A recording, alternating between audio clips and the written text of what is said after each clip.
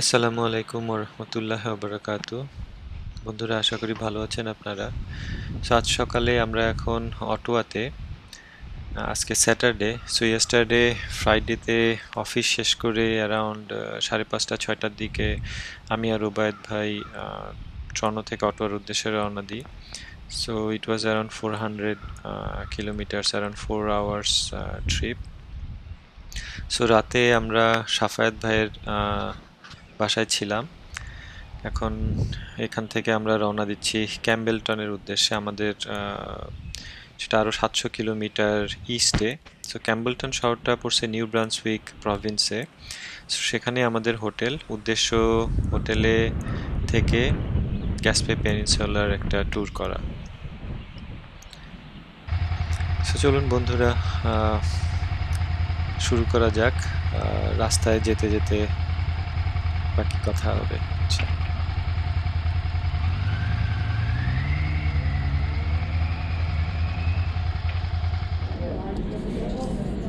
আমরা এখন আমাদের ইউজুয়াল ব্রেকফাস্ট স্টপেজে টিম হর্টনে। সো এখান থেকে আমরা ব্রেকফাস্ট করে একটু পরে রওনা দিব ইনশাআল্লাহ।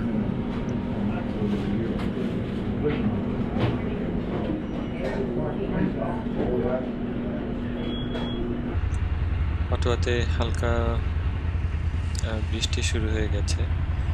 সো ওয়েদার ফোরকাস্টে মোটামুটি হোল ডে এরকমই বৃষ্টি দেখাচ্ছে। হোপফুলি মুষলধারে বৃষ্টি শুরু হবে না। So let's hope for the best and let's start.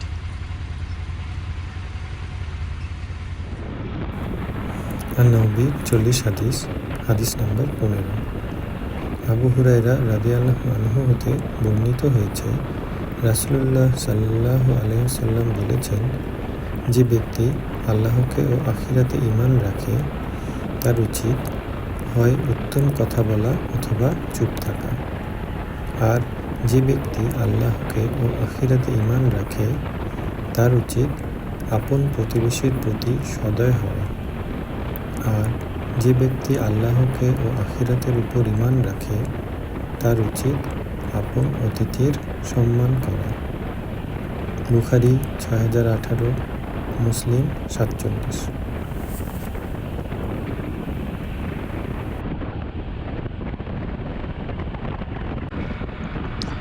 আমরা এখন মন্ট্রিয়াল সিটি পার হচ্ছি। আমার হাতের বাঁয়ে যে একগুচ্ছ বড় বড় বিল্ডিং দেখা যাচ্ছে তা মন্ট্রিয়াল সিটির একটা অংশ। Montreal is the largest city in the province of Quebec, আর এটা কানাডার মধ্যে সেকেন্ড লার্জেস্ট সিটি। তো এই শহরটা একটা পাহাড়ের নামে নামকরণ করা হয়েছে, মন্ট্রিয়াল। ফ্রেঞ্চ হচ্ছে এখানকার অফিসিয়াল ল্যাঙ্গুয়েজ। মেজরিটি মানুষ ফ্রেঞ্চে কথা বলে এবং অবশ্যই কিছু অংশ ইংলিশেও কথা বলে। টরন্টোর আগে মন্ট্রিয়াল ছিল কানাডার বিজনেস ক্যাপিটাল, বাট 1970 সালের দিকে টরন্টো পপুলেশনের দিকে এবং ইকোনমিক্যালি মন্ট্রিয়ালকে ছাড়িয়ে যায়। And 2006 সালে it was named as the UNESCO City of Design.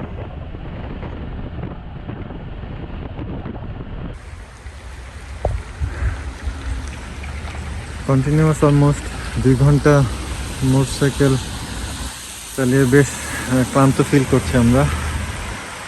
তো গ্যাস নিলাম এখানে। গ্যাস নেওয়ার পরে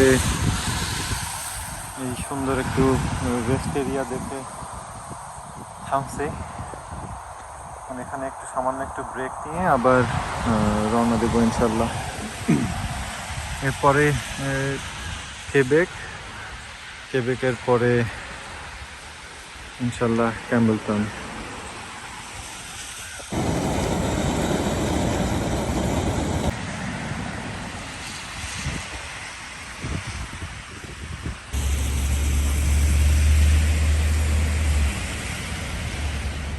প্রতি বছর আমি আর ওবায়দ ভাই একটা লং ট্রিপে বের হই। তো এই বছর 2024 সালে আমাদের ফার্স্ট টার্গেট ছিল যে ক্যাবট ট্রেইলে ট্যুর করার। সো ক্যাবট ট্রেল কেপ ব্রেটনের একটা কোস্টাল হাইওয়ে। কেপ ব্রেটনটা হচ্ছে নোভা স্কশিয়ার মধ্যে পড়ে। সো ক্যাবট ট্রেল পৃথিবীতে মোটরসাইকেল রাইডারদের মধ্যে একটা খুবই ওয়েল নোন এবং sought after trail motorcycle route. So অনেক হিসাব করে দেখলাম যে অ্যারাউন্ড ব্যাক অ্যান্ড ফোর্থ 4000 কিলোমিটারের মতো হবে, একটু বেশি বা কম হতে পারে।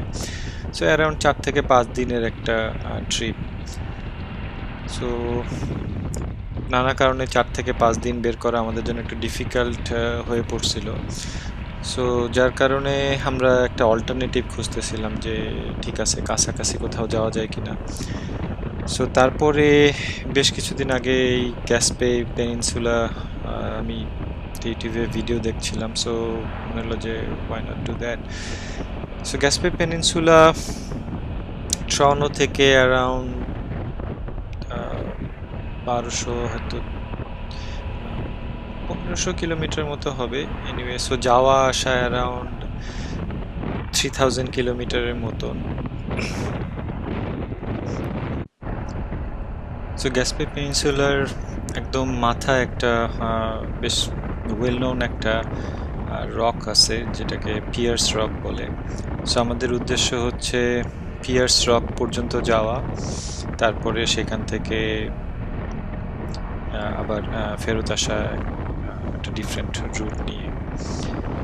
So yeah that's the plan. So আজকে আমরা যাব ক্যাম্বলটন।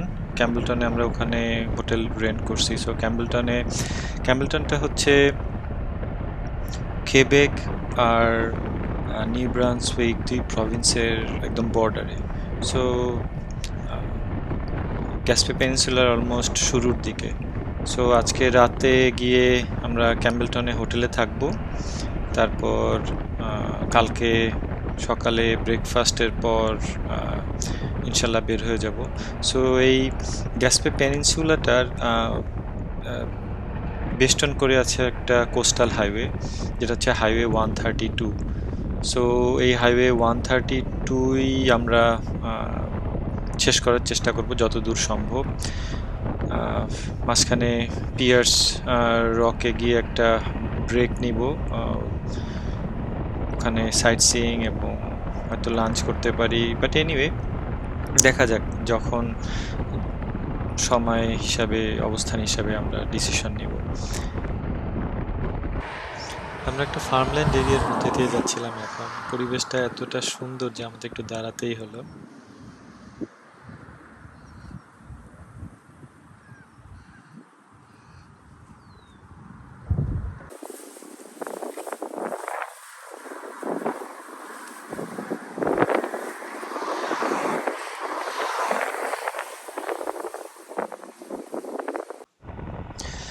কিছুক্ষণ আগে মন্টজলি নামের একটা শহরে আমরা একটু থামছিলাম। সো সেখানে একটু রেস্ট নিয়ে আসরের সলা পরে আবার রওনা দিয়েছি। সো আমাদের তখনও বেশ ভালোই আলো ছিল বাইরে। সো আমাদের প্ল্যান ছিল যে অ্যারাউন্ড সন্ধ্যার কাছাকাছি সময় হোটেলে পৌঁছায় যাওয়া, বাট সামহাউ লেট করে ফেলেছি। সন্ধ্যা হয়ে গেছে, এখন রাতও হয়ে যাচ্ছে। সো আশা করি ঠিকঠাকভাবে হোটেলে পৌঁছাতে পারবো ইনশাল্লাহ। অপরিচিত জায়গা এবং অন্ধকার, সো একটু সাবধানে চালাতে হবে।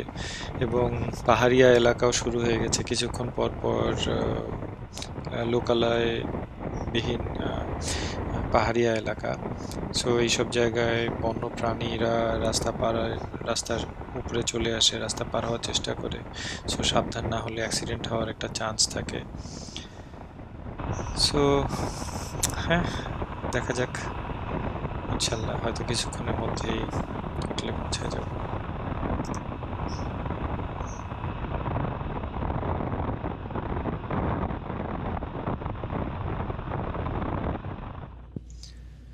আমাদের হোটেল রুম। গতকাল বেশ রাতে হোটেলে পৌঁছেছি। অন্ধকারে বেশ ভালোই বৃষ্টির কবলে পড়ছিলাম। পাহাড়িয়া রাস্তা, অন্ধকার, তার উপরে বৃষ্টি। সো ধীরে ধীরে চালিয়ে আসতেছে, আলহামদুলিল্লাহ ঠিকঠাকভাবে পৌঁছাইছি। সো এত টায়ার্ড ছিলাম যে কোনো ভিডিও আর করা হয়নি। গিয়ারগুলাই শুকানোর চেষ্টা চলছে এসির উপরে রেখে।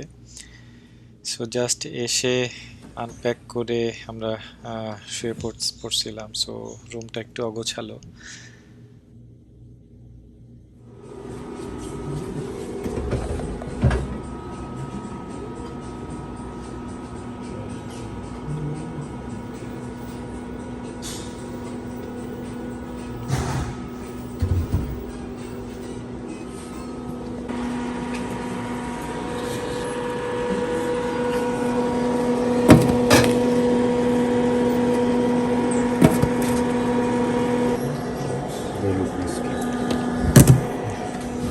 যেটা চিনি না সেটা খাবো না। এটা কি? ও ইয়া, মার্জারিন টাইপের জিনিস দেখছেন নাকি? এটা দরকার। ও নাইস, এটা কয়েকটা পকেটে করে নিয়ে হ্যাঁ, এইটাই খুঁজতেছিলাম।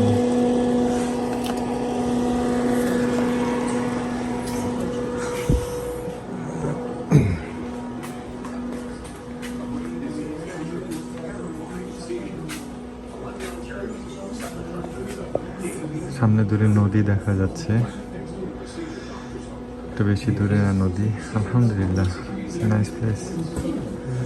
ব্রেকফাস্ট করতে আসছি আমরা হোটেলের রেস্টুরেন্টে।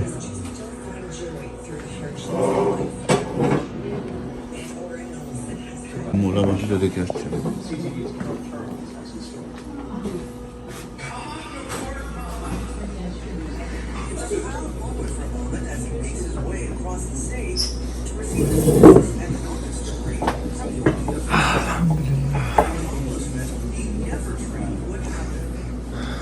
ব্রেকফাস্ট, সেদ্ধ ডিম,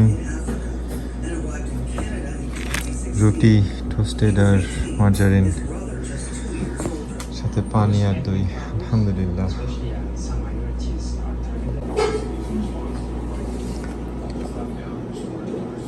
ভাই ওয়াফল বানাচ্ছে, দেখি কি জিনিস। সুপ্রিয় দর্শক বন্ধুরা, আমাকে জীবন হবে না ভাই। ও তাহলে আমার জন্য আরেকটা বানেন। অবশ্যই। চারটা একসঙ্গে বানানো যায়, নাইস।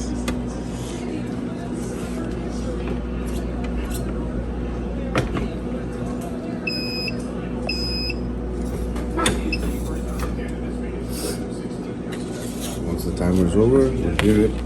And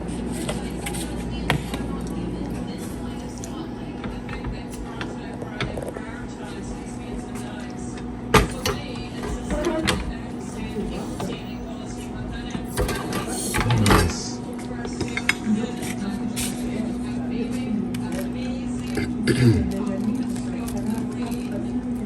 বন্ধুরা, আপনারা দেখতে পাচ্ছেন এরকম সুন্দর ওয়াফলটাকে আমরা অবলিটারেট করে প্যান থেকে উঠাচ্ছি। এটা খাওয়ার জন্য বেশি বাটা লেবুর পাওয়া যায়নি, তাই ক্যানেডিয়ান হয়ে মেপল সিরাপ দিয়ে খেতে হবে। এরকম টাবজান মেপল সিরাপ পাওয়া যায়। জাযাকাল্লাহ।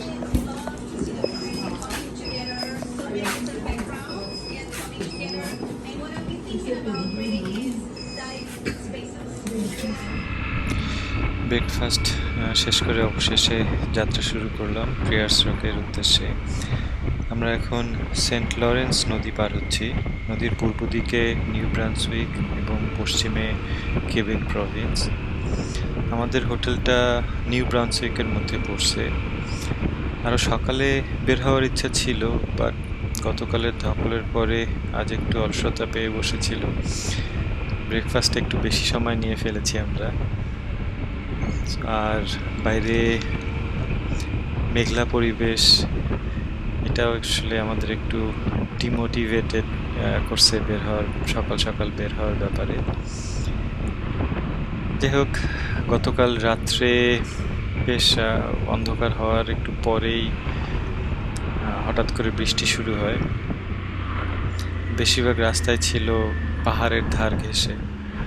সো স্ট্রিট লাইট ছিল না, ঘন অন্ধকার, বৃষ্টি, অচেনা রাস্তা, বন্য প্রাণীর সাথে অ্যাক্সিডেন্ট হওয়ার ভয়। সো হোটেলে আসার আগের ঘন্টাখানেক সময় আমাদের বেশ মেন্টাল এবং ফিজিক্যাল স্ট্রেসের মধ্যে দিয়ে যেতে হয়েছে।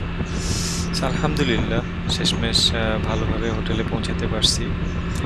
সো গতকালের সব আর এই ক্লান্তি সব মিলিয়ে আসলে সকালবেলা একটু বের হতে দেরি হয়ে গেল।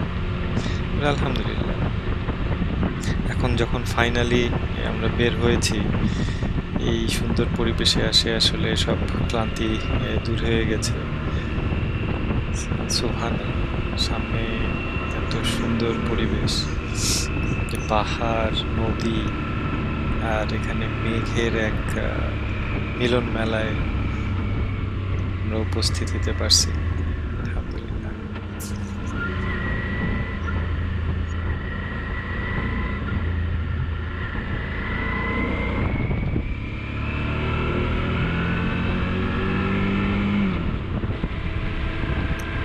কিছুক্ষণ আগে আবার বৃষ্টি শুরু হয়ে গেছে, একটু গুড়ি গুড়ি বৃষ্টি পড়ছে। ইটস নট দ্যাট ব্যাড, আলহামদুলিল্লাহ, স্টিল রাইডটা এনজয়েবল।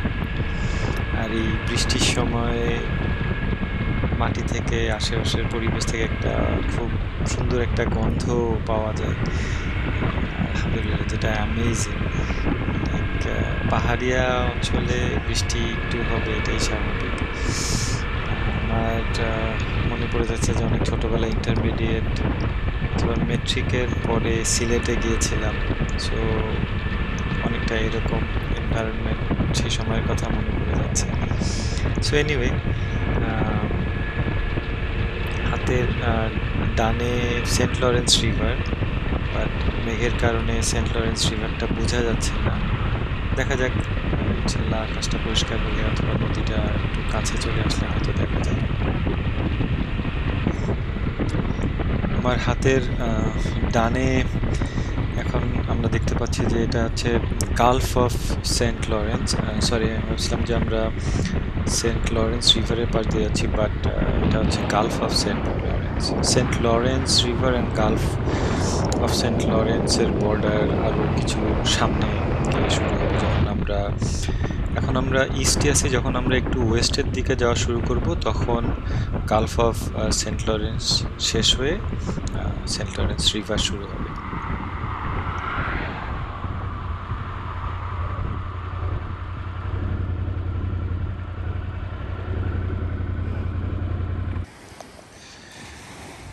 সুবহানাল্লাহ, গালফ অফ সেন্ট লরেন্স উপসাগর। সো এই বিশালত্ব অবশ্যই এই গ্লুমি ওয়েদারে অতটা ধরা পড়ছে না, বাট ইটস হিউজ, ম্যাগনিফিসেন্ট। কানাডায় 5টা গ্রেট লেকস আছে। সো সেই গ্রেট লেকগুলো থেকে পানি সেন্ট লরেন্স রিভার হয়ে গালফ অফ সেন্ট লরেন্সে আসে এবং এরপরেই সেটা আটলান্টিক সাগরে গিয়ে পড়ে। So between Atlantic ocean and কানাডার ভেতরের যে লেক এবং নদী, তার মাঝে হচ্ছে গালফ অফ সেন্ট লরেন্স।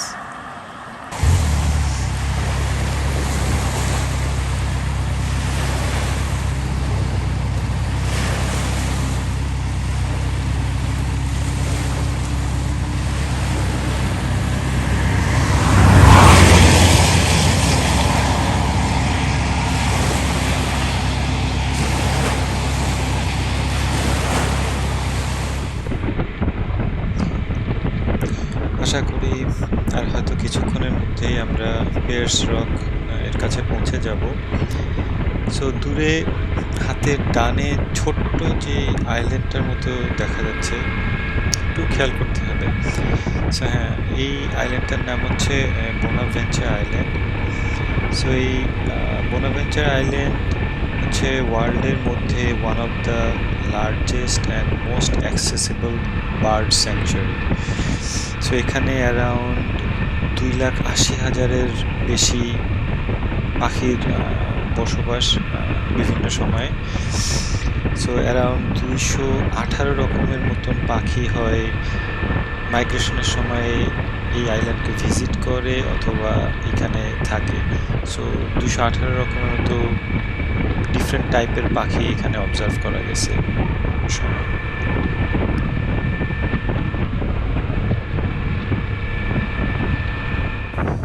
আমরা এখন কেপ মাউন্ট চলি ভিউ পয়েন্টে। এখান থেকে পিয়ার্স রকটা বেশ কাছে থেকে দেখা যায়। সো পিয়ার্স রকে নিচ থেকে সরাসরি হেঁটে যাওয়ার কোনো উপায় নেই, কারণ ওটা অ্যালাউড না। কারণ এখানে পর্যটকরা হেঁটে গেলে পাখিদের এখানে যেই আবাসস্থলটা আছে ওরা অনেক সময় ওরা ডিস্টার্ব হয়, ভয় পায়, এবং পাখিদের অনেক বাচ্চা আছে এখানে। সো তাদের প্রোটেকশনের জন্য পিয়ার্স রক নিচ দিয়ে হেঁটে যাওয়াটা অ্যালাউড না। সো নিচে পার্কিং লট আছে, ওখানে পার্ক করে তারপর টিকিট কেটে এখানে উঠতে হয়। সো পিয়ার্স রকটার শেষের দিকে একটা আর্চের মতো আছে, অ্যারাউন্ড 15 মিটার্সের মতন। সো দূর থেকে এই রকটাকে দেখলে মনে হয় যে কেউ যেন রকের একটা ফুটা করে দিয়েছে। সো যার কারণে এই নামকরণ।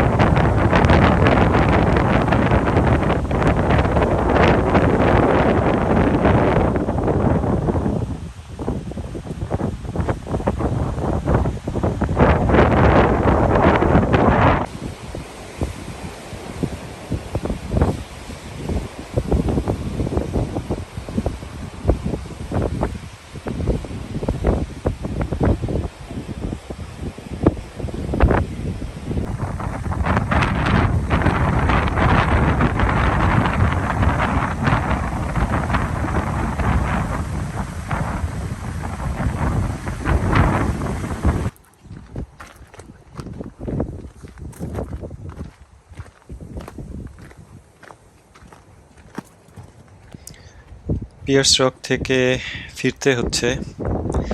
আলহামদুলিল্লাহ, just at the right moment ওয়েদারটা এত সুন্দর হয়ে গেছে।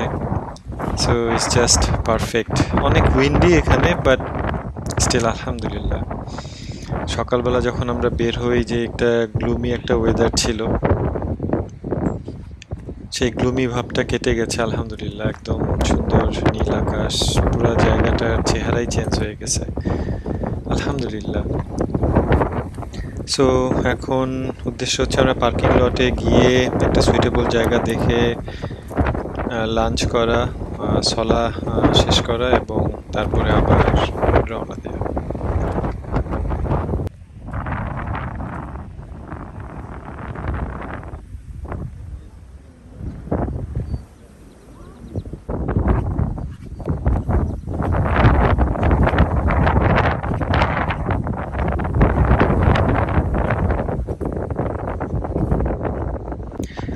আমাদের আজকের লাঞ্চ বক্স। সো এটা একটা রেডি টু ইট সালাদ, সঙ্গে কুসকুস আছে, কুইনোয়া আছে, তার মধ্যে টুনা ফিশ আর কিছু ভেজিটেবল আছে। Just perfect for a trip like this. This is the lid, made from aluminium. Before they were a good brand when they gave us spoons. Now they don't. DIY spoon.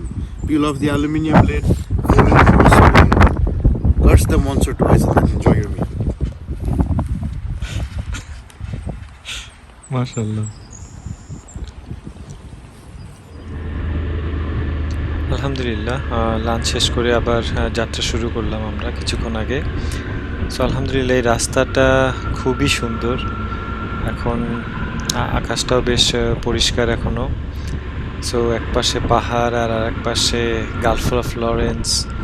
So আর রাস্তাটা বেশ আঁকা বাঁকা এবং এলিভেশনও বেশ change, বোঝা যাচ্ছে না হয়তো ক্যামেরায়, বাট উঁচু নিচুগুলা বেশ এক্সট্রিম।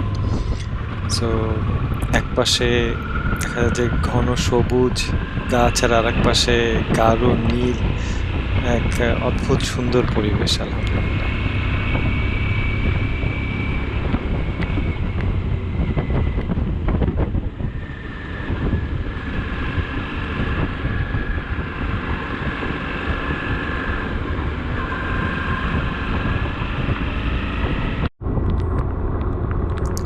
আবার বৃষ্টি শুরু হয়ে গেল। ওয়েল, এটাই কানাডার ওয়েদার, এই রোদ, এই বৃষ্টি। দেখা যাক এবার কতক্ষণ থাকে। বৃষ্টিতে কিছুটা গতি স্লো হয়ে যায়, সাবধানে চালাতে হয়, সো টাইম মেনটেন করা একটু ডিফিকাল্ট হয়ে যায়, but so far so good আলহামদুলিল্লাহ।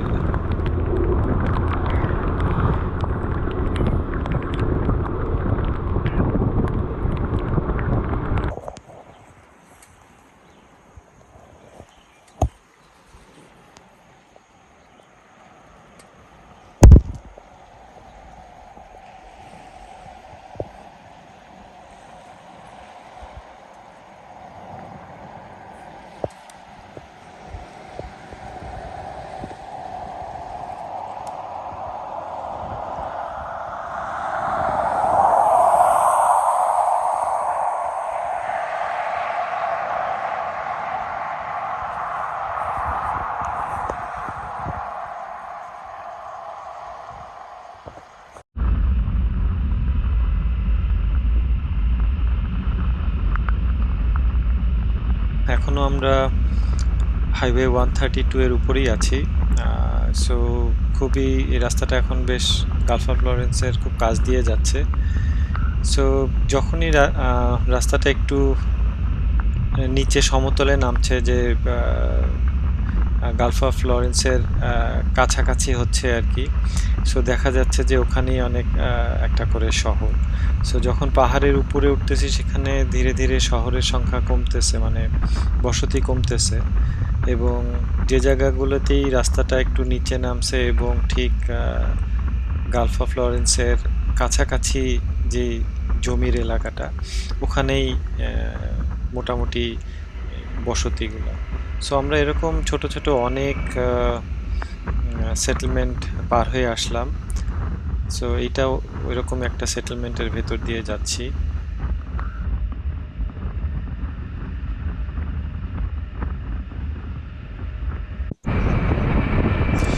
সোফার আর বৃষ্টি আসেনি। সকালে একটু দেরি করে বের হওয়ার কারণে এবং বৃষ্টির কারণে আমরা টাইম মেনটেন করতে পারিনি, একটু দেরি হয়ে গেছে আমাদের। প্ল্যান ছিল যে সন্ধ্যার মধ্যে হোটেলে ফেরার, বাট এনিওয়ে এর কারণে আমাদের ট্রিপটা একটু চেঞ্জ করতে হচ্ছে। সো আমরা এখন হাইওয়ে 299 নিয়ে হোটেলের দিকে ফিরছি।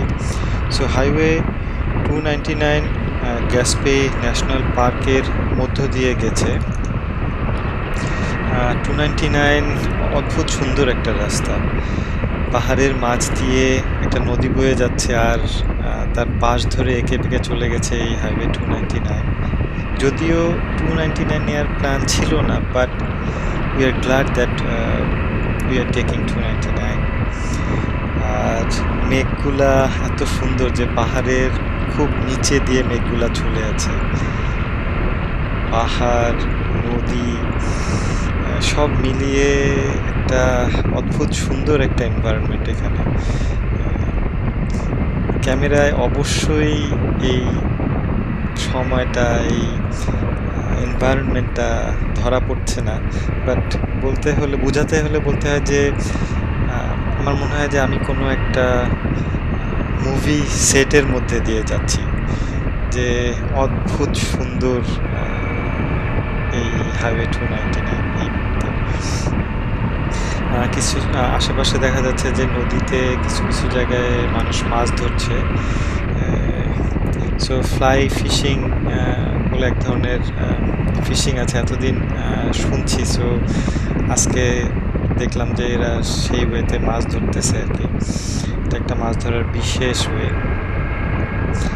সো একটুখানি বসে যেতে পারলে ভালো হতো, বাট সময় নেই, ছুটতে হচ্ছে হোটেলের উদ্দেশ্যে। গ্যাসপে পেনিনসুলা আসলে কমপক্ষে 2 থেকে 3 দিন সময় নিয়ে আসা উচিত। সময় স্বল্পতার কারণে অনেক কিছুই অদেখা রয়ে গেল। সো ইনশাল্লাহ আল্লাহ চাহেন তো আবার আসবো কোনো একদিন।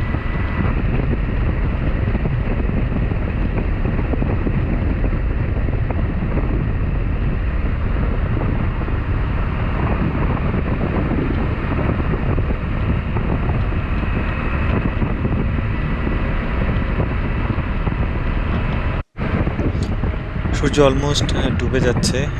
হোটেল থেকে এখনো আমরা বেশ কিছু দূরে, হোপফুলি বেশি রাত হবে না হোটেলে পৌঁছাতে। আবার কালকে সকালে ট্রনোর উদ্দেশ্যে রওনা দিব আমরা ইনশাল্লাহ। অ্যারাউন্ড 1200 কিলোমিটার্স পাড়ি দিতে হবে একদিনে। সো এটা একটা বেশ দারুণ অ্যাডভেঞ্চারাস ট্রিপ ছিল। আই হোপ এই ভিডিওটার মাধ্যমে হয়তো এর কিছুটা আপনাদের সাথে শেয়ার করতে পেরেছি।